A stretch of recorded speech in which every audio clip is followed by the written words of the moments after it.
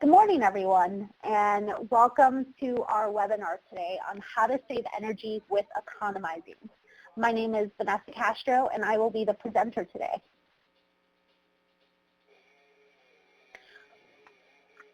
Why would you economize? In a single dry bulb application, simply put, there are times when the outside air can satisfy some or all of the required cool load. The graph above illustrates how outside air temperatures rises in order to illustrate free cooling or integrated cooling. Free cooling uses 100% of outside air for a cooling load. Integrated cooling uses a mixture of outside air as well as conditioned air.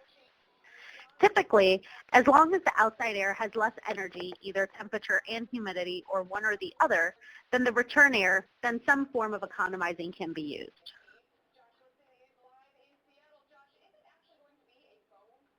For those of us on the East Coast, why would you economize for the standard purpose?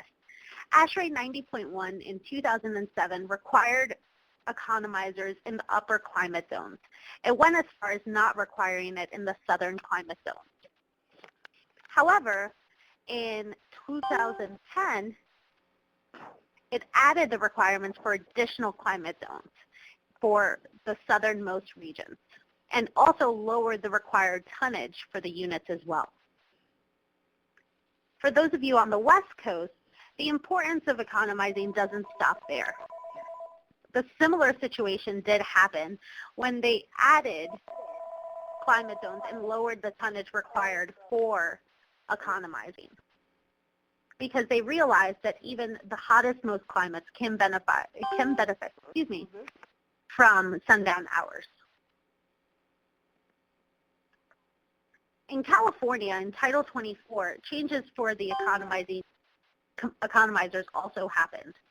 Unit requirements dropped from 75,000 BTUs to 54,000 BTUs. 4 high-limit changeover temperatures are required as opposed to 2.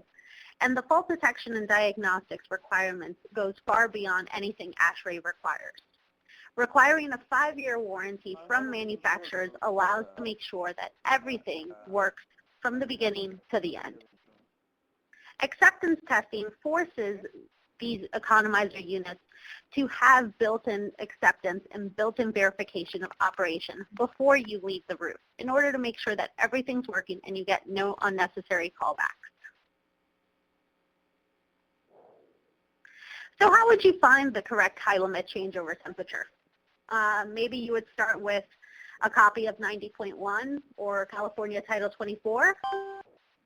Perhaps you would need a climate map, then a changeover temperature chart. And then on a really bad day, you may even need a psychometric chart.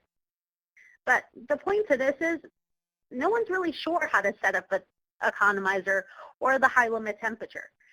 And universal switches and dials just aren't cutting it. With the zip economizer, all you need to do is, if you know the zip code, you're done. Now, that may seem too good to be true, especially in some of these areas where the climate zones are very condensed. So let's use an example of California. More importantly, in the San Diego area. If we zoom into this area, that particular zip code, 92108, you see it has several overlapping climate zones. Well, that particular zip code refers to a climate zone 7 and the high limit temperature of 69. And these are all screenshots from the zip economizer. Let's compare that to what California Title 24 is requiring. Okay, climate zone 7, 69. So everything's set for you just with that. An onboard information text. We have help built into right onto the device. Being able to set it up is only half the battle. You also have to be able to maintain and troubleshoot the economizer if needed. If a message like the above appeared and you were just drawing a blank, either you would have to look it up, call someone, or just skip it.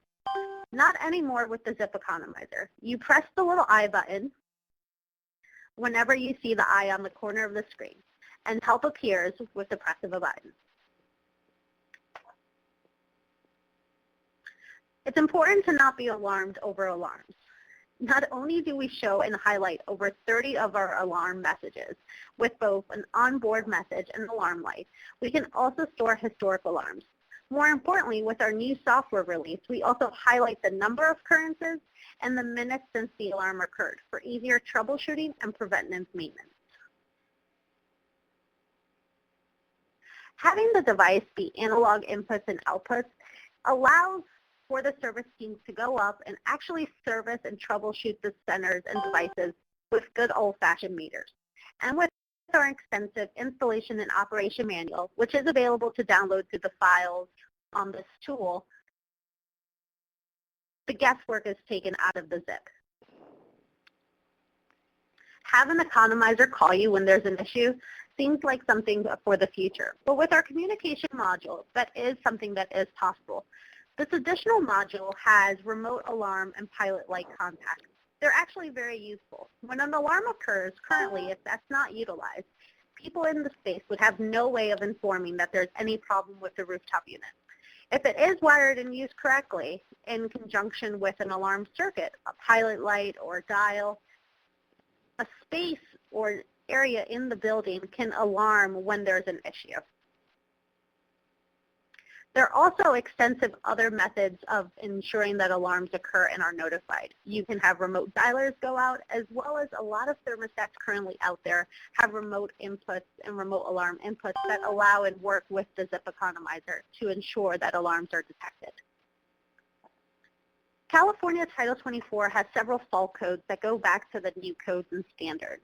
For those not in California, this is still of great importance because it's important to realize that the zip economizer is Title 24 compliant.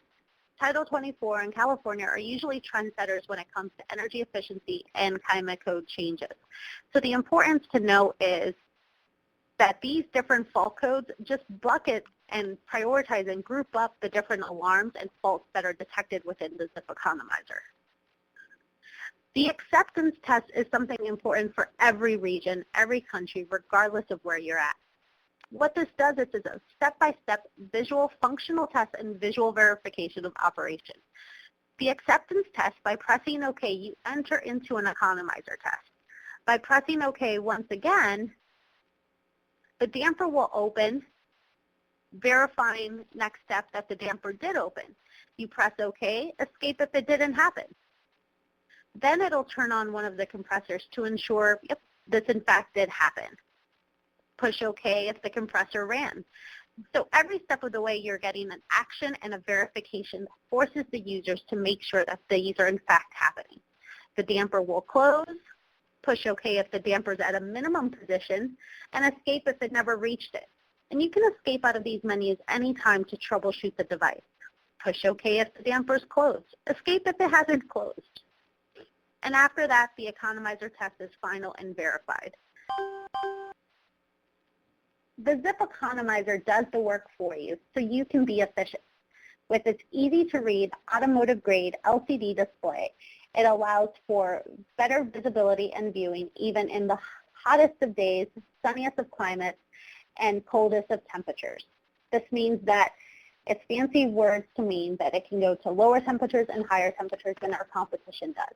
With our zip code patented technology, we take the guesswork out of all high limit changeover temperatures, ensuring that you are set up and code compliant from the very beginning. Plug and play. If it's not plugged in, you will never have to worry about setting anything up. The acceptance test, we just ran through an acceptance test, making sure verification of operation before anyone ever has to leave the roof to make sure that you don't get any secondary calls unnecessarily. Fault detection and diagnostics. Not only do we troubleshoot faults, we initiate the alarms, and we also reconfigure the unit for the best operation, ensuring that units are saving energy, are optimizing their use, and are making sure that they're using their compressors accurately and safely. Onboard information. It's the first and only economizer out there that integrates their onboard help as well as an installation operation manual into the device for easier use and installation. And modular design.